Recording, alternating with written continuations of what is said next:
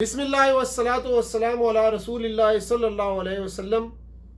سورہ مریم آیات 66 سے 98 جو کہ سورہ کے اختتام پر تک جائیں گی، ان کے ساتھ دورہ قرآن کے اس پروگرام میں مختصر پیغامات لیے آپ کی خدمت میں حاضر ہیں۔ ارشاد باری تعالیٰ ہے، اعوذ باللہ من الشیطان الرجیم، بسم اللہ الرحمن الرحیم، وَيَقُولُ الْإِنسَانُ أَإِذَا مَا مُتَّ لَسَوْفَ أُخْرَجُ حَيًّا أَوَلَا يَذْكُرُ الْإِنسَانُ أَنَّا خَلَقْنَاهُ مِن قَبْلُ وَلَمْ يَكُ شَيْئًا۔ صدق اللہ العظیم۔ گزشتہ رکوع میں نیکوں اور بدوں کا انجام بیان فرمایا تھا جو مرنے کے بعد ہوگا۔ جو لوگ مر کر زندہ ہونے کو محال یا مشکل سمجھتے ہیں، یہاں ان کے شبہات کا جواب دیا جاتا ہے۔ ان آخری دو رکوعوں میں کفار مکہ کی گمراہیوں پر سخت تنقید کی گئی ہے، اور اختتام پر مومنوں کو یہ خوشخبری سنائی گئی ہے کہ دشمنان حق کی ساری کوششوں کے باوجود جو تم ہی بالآخر محبوب خلائق ہو کر رہو گے، یعنی آدمی انکار و تعجب کی راہ سے کہتا ہے اَإِذَا مَا مِتُّ لَسَوْفَ أُخْرَجُ حَيًّا، یعنی کیا واقعی جب میں مر چکوں گا تو پھر زندہ کر کے نکال لایا جاؤں گا؟ کہ مرنے کے بعد جب ہماری ہڈیاں ریزہ ریزہ ہو جائیں گی اور مٹی میں مل کر مٹی بن جائیں گی، کیا اس کے بعد پھر ہم قبروں سے زندہ کر کے نکالے جائیں گے؟ یہ سوال تھا۔ اس کے جواب میں اللہ تعالیٰ فرماتا ہے، یعنی آدمی ہو کر اتنی موٹی بات بھی نہیں سمجھتا کہ چند روز پہلے ہی وہ کوئی چیز نہ تھا، اللہ نے نابود سے بود کیا۔ کیا وہ ذات جو لا شیء کو شیء اور معدوم محض کو موجود کر دے، اس پر قادر نہیں کہ ایک چیز کو فنا کر کے دوبارہ پیدا کر سکے؟ اتنی موٹی بات بھی نہیں سمجھتے۔ اس کے بعد اسیہ جاسن کی جمع ہے، یہ لفظ آیا ہے جس کے معنی ہے زانوں کے بل گرنے والے کے ہیں، اس کی مونس جاسیتن ہوتا ہے۔ اس کے معنی دو زانوں بیٹھنے کے بھی ہیں، جس طرح مجرم اپنا فیصلہ سننے کے لیے کسی حکمران کے سامنے بیٹھتے ہیں، اسی طرح کی غلامانہ اور محکومانہ نشست کے لیے یہ لفظ آتا ہے۔ معنی اس طرح ہوں گے کہ ہم انہیں جہنم کے گرد ضرور حاضر کر دیں گے، حالانکہ وہ گھٹنوں کے بل گرتے ہوئے ہوں گے۔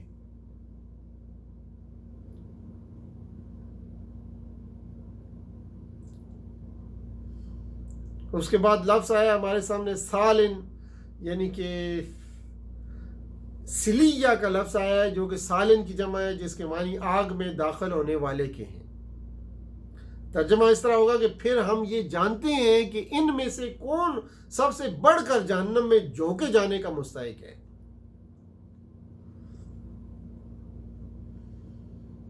تم میں سے کوئی ایسا نہیں جو جہنم پر وارد نہ ہو، یہ تو ایک طے شدہ بات ہے جسے پورا کرنا تیرے رب کا ذمہ ہے۔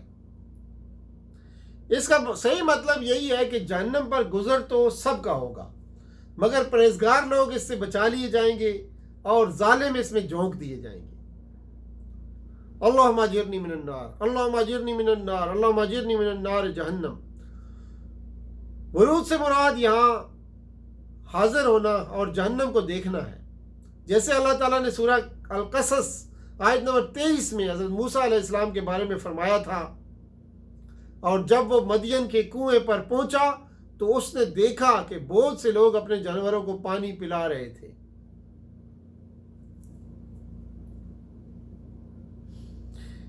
اس کی دلیل یہ ہے کہ اللہ تعالیٰ نے قرآن کریم میں مومنوں کے بارے میں فرمایا،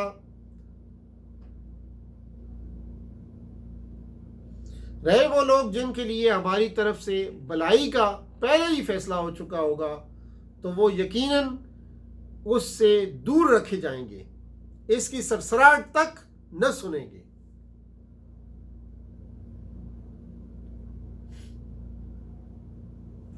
اور جیسے حدیث میں آتا ہے کہ 2 آنکھیں ایسی ہیں جنہیں جہنم کی آگ نہیں چھو سکتی۔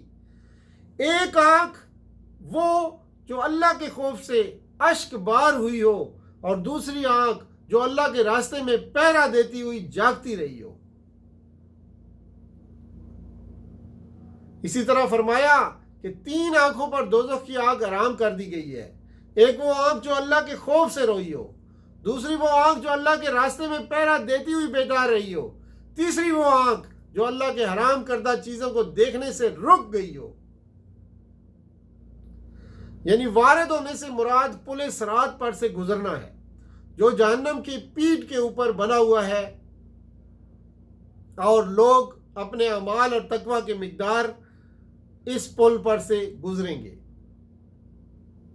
بعض لوگ پلک جھپکتے گزر جائیں گے، بعض ہوا کی سی تیزی سے گزریں گے، بعض عمدہ گھوڑوں اور سواریوں پر، بعض چلتے ہوئے، بعض گھسیٹتے ہوئے گزریں گے، اور کچھ ایسے ہوں گے جن کو اچک کر جہنم میں پھینک دیا جائے گا۔ نعوذ باللہ من ذالک۔ کان علی ربک حتما مقضیہ۔ حتما مقضیہ، حتم کے معنی واجب اور لازم کے ہیں۔ یہ تیرے رب کے اوپر ایک طے شدہ امر واجب ہے۔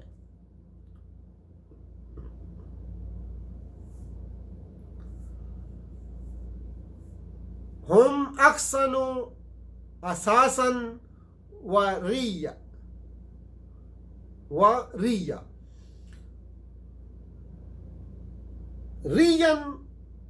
ریون کے معنی نمود، منظر، شان و شوکت کے ہیں، یعنی کہ وہ ساز و سامان اور شان و شوکت میں زیادہ حسین تھے۔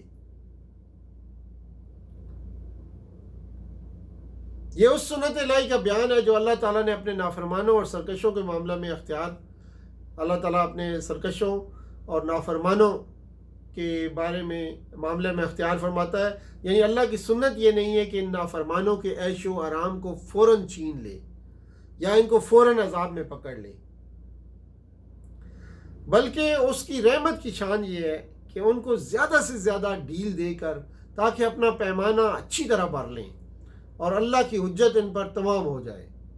اللہ کوئی کمزور ہستی نہیں ہے کہ اس کو یہ اندیشہ ہو کہ فوراً نہ پکڑا تو شکار نکل جائے گا۔ اس کی تدبیر نہایت محکم ہوتی ہے، اس وجہ سے برابر رسی دراز کیے جاتا ہے، یہاں تک کہ یا تو وہ عذاب ان پر آدم کے، جو رسول صلی اللہ علیہ وسلم کی رسول کی تکذیب کا لازمی نتیجہ ہے، یا وہ قیامت ہی نمودار ہو جائے جس سے ان کو آگاہ کیا جا رہا ہے۔ اس وقت انہیں اچھی طرح اندازہ ہو جائے گا کہ کون اپنے موقف اور مقام کے لحاظ سے بدتر اور اپنے لاؤ لشکر کے اعتبار سے ضعیف تر تھا۔ یہاں فل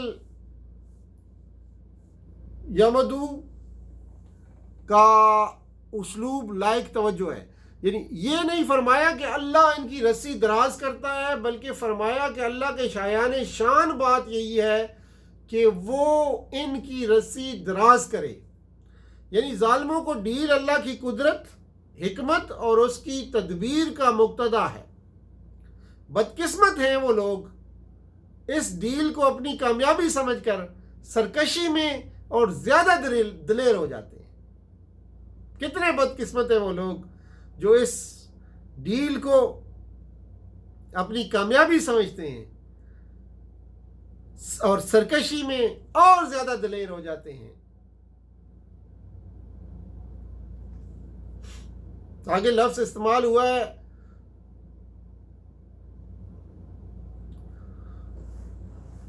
تورہم،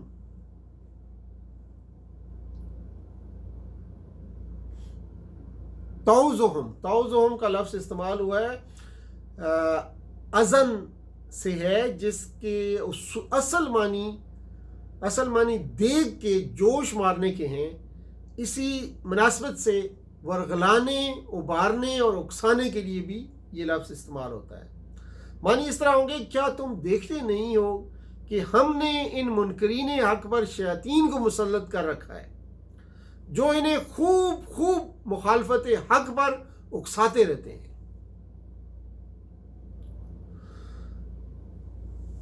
یوم نحشر المتقین الی الرحمن وفدا۔ وفدن، وفد کے معنی کہیں عزت و احترام کے ساتھ جانے کے ہیں، یعنی وہ دن آنے والا ہے جب متقی لوگوں کو ہم مہمانوں کی طرح رحمان کے حضور پیش کر دیں گے۔ وَنَسُوقُ الْمُجْرِمِينَ إِلَى جَهَنَّمَ وِرْدًا۔ وردہ، وردہ یردو سے اسم ہے، اس کے معنی گھاٹ پر اترنے کے ہیں، گھاٹ پر اترنے کے ہیں، جس طرح پیاسے اونٹ گھاٹ پر جاتے ہیں۔ لَقَدْ جِئْتُمْ شَيْئًا إِدًّا، اِدًّ کے معنی ہے سخت اور سنگین بات، بےہودہ بات، عجیب اور حد سے گزرا ہوا مکروہ اور برا امر۔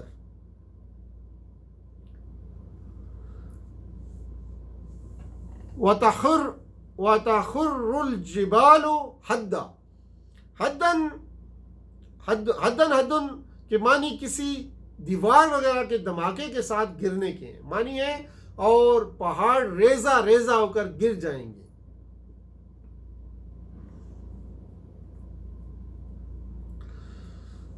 وَتُنذِرَ بِهِ قَوْمًا لُدًّا۔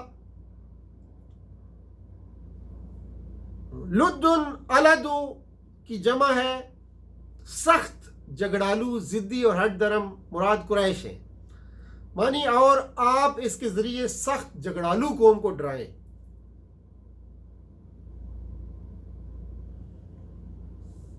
او تسمع لہم رکزا۔ رکزا کے معنی آہٹ، سن گن اور کھٹکے کے ہیں، پوشیدہ آواز، یعنی معنی اس طرح ہوں گے کہ یا ان کی بنک بھی سنائی دیتی ہے۔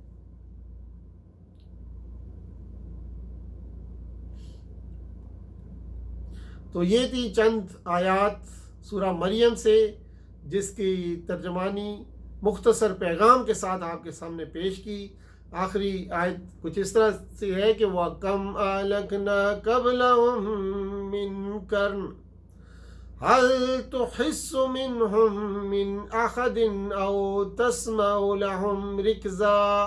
صدق اللہ العظیم، وآخر دعوانا ان الحمد للہ رب العالمین، وصلی اللہ تعالی علی خیر خلقہ محمد وعلی آلہ وصحبہ اجمعین، والسلام علیکم ورحمۃ اللہ وبرکاتہ۔